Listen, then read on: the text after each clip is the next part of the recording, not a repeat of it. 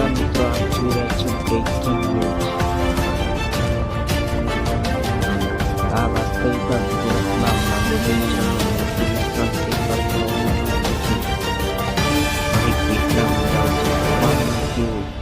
CM સિવાય રાજીનામું આપ્યા છે કે પછી નવી ટીમને સચ્ચાઈ અપાવે છે। નવી કેબિનેટમાં કુલ 26 મંત્રીઓ થાય છે। જેમાં પગની ચહેરાઓ છે। પરેશ ધાનાણીને નાયબ મુખ્યમંત્રી બનાવવામાં આવે છે।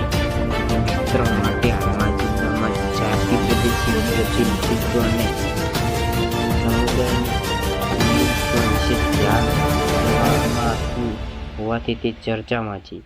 જો જોઈએ તે લાઈવ એપિલેટી તરીકે નીચે સવારે